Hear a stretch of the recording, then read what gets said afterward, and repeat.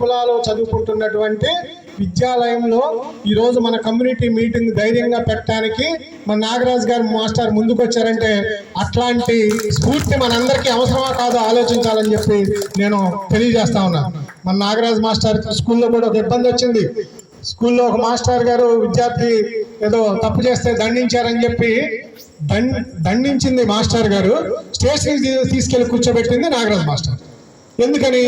రచన గారి విగ్రహం అప్పుడు ఈ మండలంలో అందరినీ ఎవర్రా ఐక్యం చేసిందంటే నాగరాజు మాస్టర్ ఐక్యం చేశారు.